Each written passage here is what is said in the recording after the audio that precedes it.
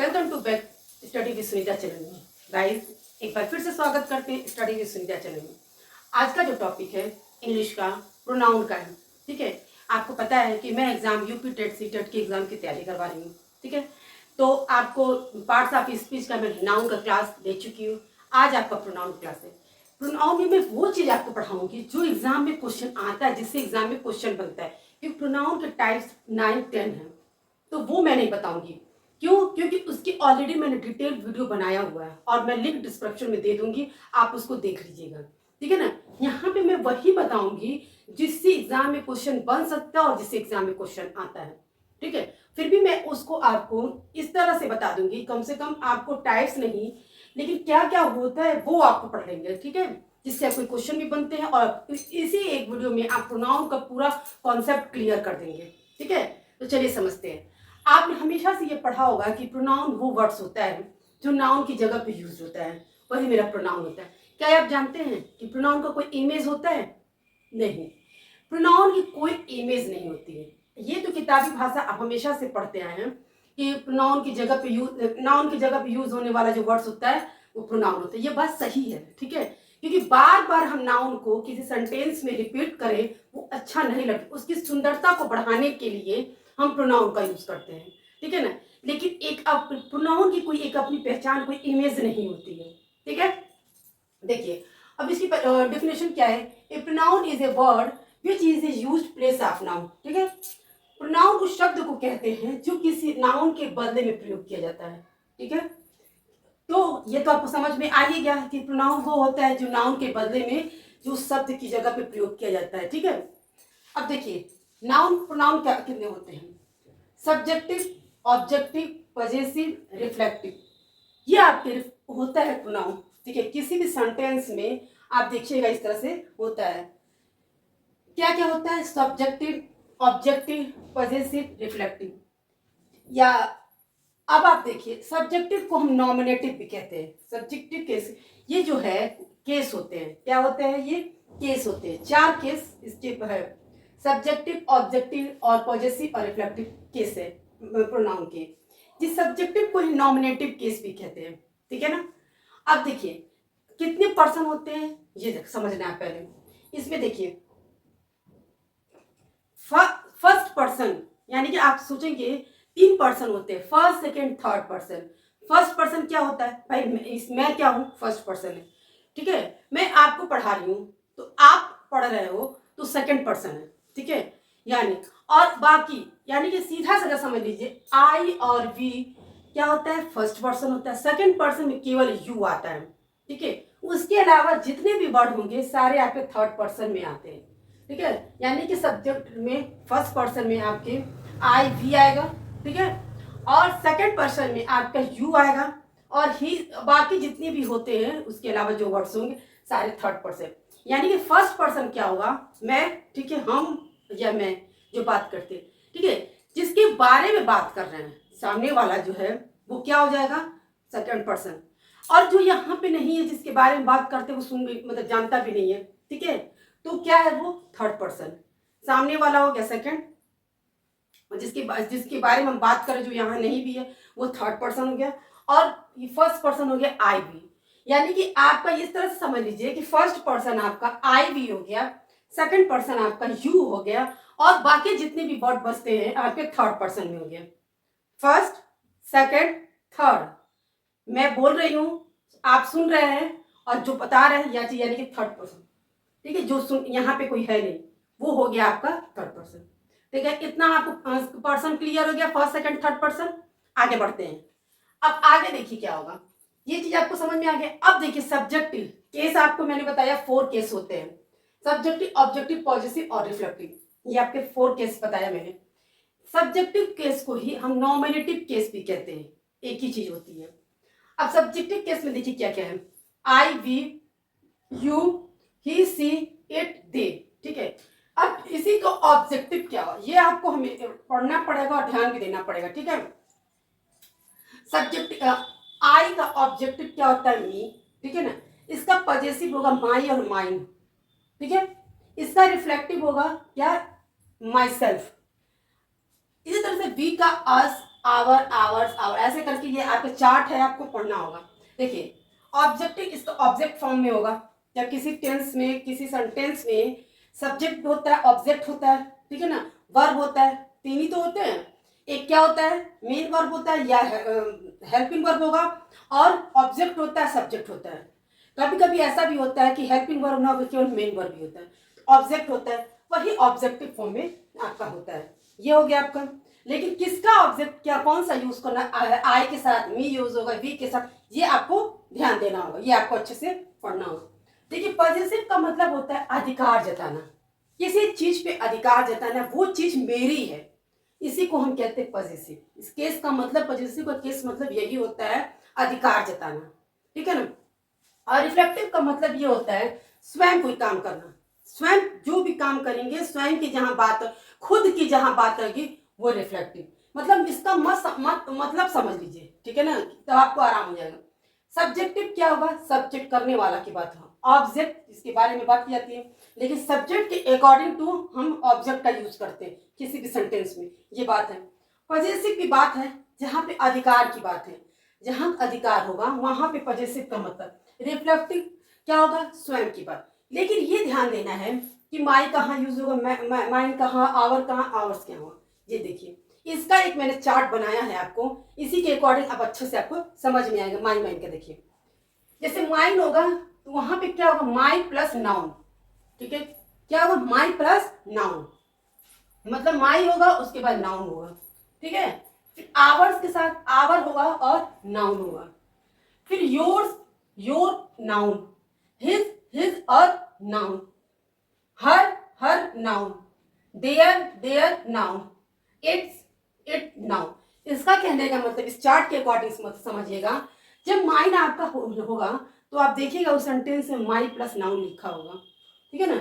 Hours होगा तो our plus noun, yours होगा योर प्लस नाउन, हिज होगा हिज प्लस नाउन, और हर होगा हर प्लस नाउन। प्लस मतलब ये का मतलब वो प्लस मत लगा दीजिएगा, प्लस इसलिए आपको हम बता रहे हैं, इसके बाद मतलब वो नाउन होगा। मैं आपको ऐड कर, जैसे किसी चीज को बताया था ना, इसके बाद इस ऐड को इसको लिखा था, इसीलिए प्लस प्लस में करके बोली। आप ये गलती से ये सेंटेंस में ये मत लिख दीजिएगा योर प्लस नाउन, ऐसे करके नहीं, ठीक है। ये बहुत बड़ा मिस्टेक हो जाएगा, अगर आप बोल दीजिएगा मैम ने तो ऐसे बताया था, ऐसा नहीं है।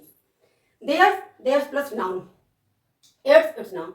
ये आपको चार्ट इसलिए बताया गया कि जब पॉजेसिव केस में आपको हमेशा ये देखिएगा, ये तो इसके ये आवर कैसे बना है, ठीक है। ये आवर्स जो बना है, इसमें आप नाउन जोड़े हैं तो बना है। ये योर्स कैसे बना, इसमें नाउन आप ऐड किए तो बना। इसमें कैसे हुआ, इसमें नाउन, ऐसे करके कहने का मतलब है सेंटेंस में आप कीजिए। ये आपको चार्ट हमेशा याद रखिएगा तो बहुत अच्छे से हो जाएगा। ये था आपके चार्ट के अकॉर्डिंग। मैंने आपको ये बताया कि आप प्रोनाउन के कितने केस होते हैं, 4 केसेस। एक होता है, अभी आपको मैं बताती हूँ, डेमोनरेटिव प्रोनाउन, जिससे एग्जाम में क्वेश्चन हो जाते हैं और उसको भी मैं बताऊंगी। अभी मैं आपको, इसके बाद आपको मैं बताने जा रही हूँ, एग्जाम्पल के अकॉर्डिंग सब समझाऊंगी, आपको तो बहुत अच्छे से समझ में आएगा। तो एग्जाम्पल के अकॉर्डिंग मैं बताने जा रही हूँ, इसको अच्छे से समझिए।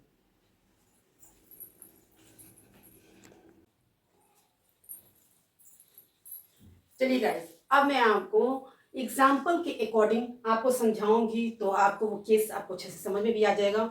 और इसी तरह से एग्जाम में आपको पूछा भी जाता है, कौन सा ऐसे पॉजिटिव है, कौन सा डेमोन्स्ट्रेटिव है, कौन सा रिफ्लेक्टिव है। इसी तरह से क्वेश्चन ऑप्शन में दिया रहता है, पूछता है। जितना पूछता है, जैसे पूछता है, मैं उतना आपको बता दी हूँ और बता रही हूँ, ठीक है ना। एक मैंने बताया कि आपको एक और आपको प्रोनाउन पढ़ना है, डेमोन्स्ट्रेटिव प्रोनाउन, जो ये बहुत ही इंपॉर्टेंस भी है और इसमें से क्वेश्चन आता भी है। देखिए ये जो प्रोनाउन है ना, ये क्या है, इसका मतलब होता है बताना, ठीक है। इसका हिंदी का अर्थ होता है बताना, ठीक है।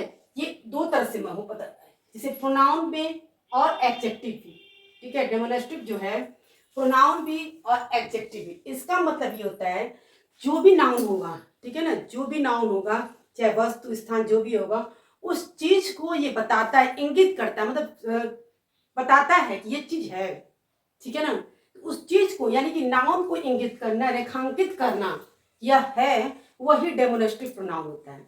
लेकिन वो प्रोनाउन में भी आता है और एडजेक्टिव फॉर्म में भी आता है। तो इसको पहचानने के लिए देखिए, सबसे पहले कि आपको नोट मैंने इसलिए लिख दिया है ताकि आपका मतलब जरूरत हो, भूल जाए तो आपको याद रहे। डेमोनेस्ट्रेटिव वर्ड क्या होता है? दिस, दैट, दिस, दोज, ये जो वर्ड्स होते हैं ये डेमोनेस्ट्रेटिव वर्ड होते हैं, ठीक है। अब इन वर्ड के तुरंत बाद अगर वर्ब आएगा तो प्रोनाउन होगा, यानी कि इसमें भी दो तरह से होगा, प्रोनाउन, एडजेक्टिव।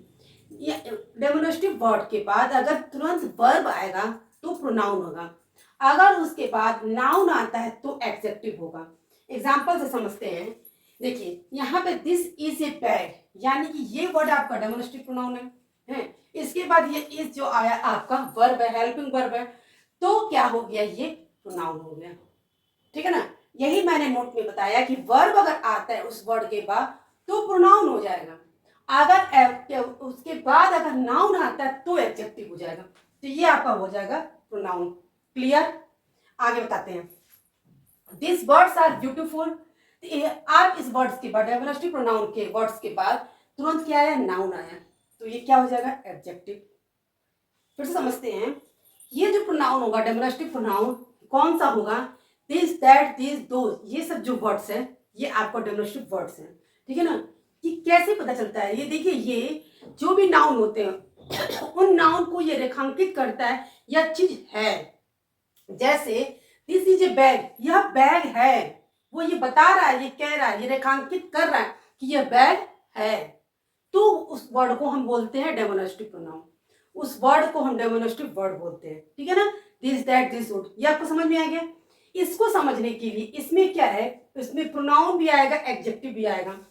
तो अगर इस इन वर्ड के बाद डेमोनेस्ट्रेटिव वर्ड के बाद अगर वर्ब आता है तो वो वर्ड प्रोनाउन हो जाएगा, अगर उसके बाद नाउन आता है तो एडजेक्टिव हो जाएगा, ठीक है। इसीलिए मैंने दोनों तरह के एग्जांपल्स लिखे हैं ताकि आपको अच्छे से बिल्कुल समझ में आ जाए। और ये कंफ्यूज कर देता है एग्जाम में, क्वेश्चन इस तरह का आ जाता है, ऑप्शन में दे देता है और पूछ देता है इसमें से कौन सा डेमोनेस्ट्रेटिव प्रोनाउन है, कौन सा डेमोनेस्ट्रेटिव एडजेक्टिव है, ठीक है। जैसे देखिए दिस इज ए बैग, यहाँ पे इस वर्ड के बाद ये आपका क्या आया है?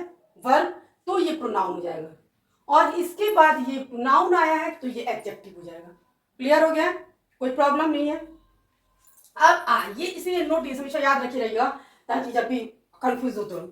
अब एग्जांपल से समझते हैं, जो पहले मैंने केसेस बताए हैं 4, उसमें देखिए मोहन इज माय फ्रेंड, ठीक है। तो मोहन क्या है? मोहन नाउन है।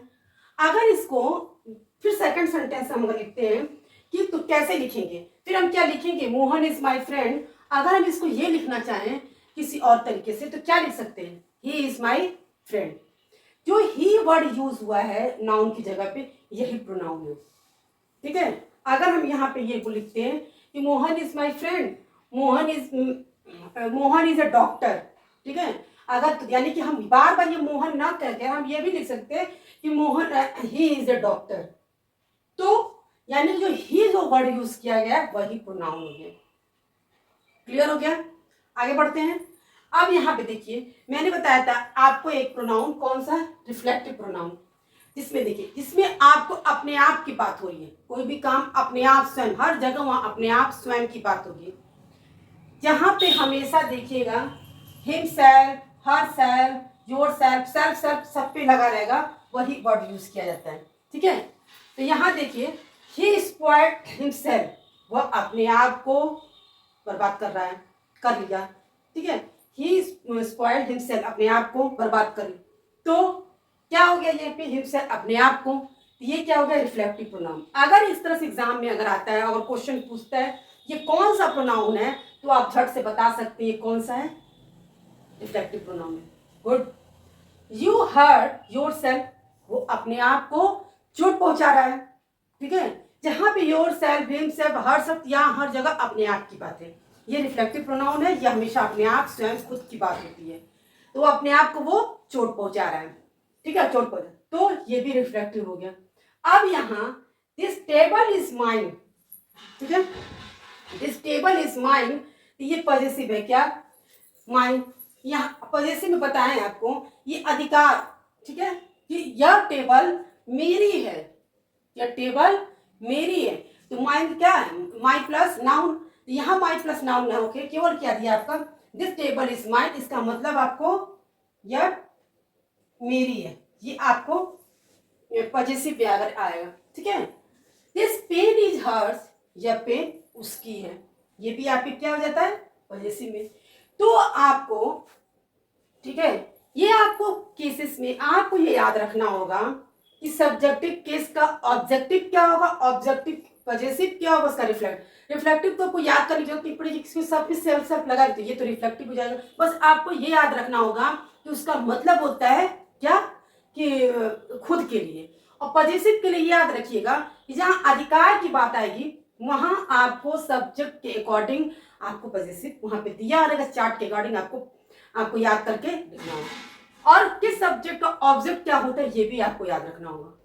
तो गाइस मैंने आपको इस वीडियो में केस बता दिया, ठीक है, और डेमोनेस्ट्रेटिव प्रोनाउन तो भी बता दिया कि जिससे एग्जाम में क्वेश्चन आते हैं। एग्जाम्पल के अकॉर्डिंग मैंने आपको समझा दिया। मैंने आपको इतना बता दिया है कि इससे आपको ज्यादा नहीं 2 नंबर का क्वेश्चन आता है, 2 से 3 नंबर का क्वेश्चन आता है, और इतना आपके लिए काफी है, इसमें आपको क्वेश्चन मिल जाएगा। सबसे ज्यादा क्वेश्चन आपके नाउन से, पार्ट्स ऑफ स्पीच से, मतलब नाउन वाले चैप्टर से मिलते हैं। प्रोनाउन से 1-2 नंबर का मिलता है, जो आपके जितना पढ़े हैं उसमें से आपको क्वेश्चन मिल जाएगा। आप इस वीडियो को ध्यान से देखिएगा और पढ़िएगा, आपको जरूर से मिल जाएगा। बाकी डिटेल देखने के लिए मैं आपको वीडियो का लिंक डिस्क्रिप्शन में डाल दूंगी, आप इसको चेक कर लीजिए। मिलते हैं नेक्स्ट वीडियो में।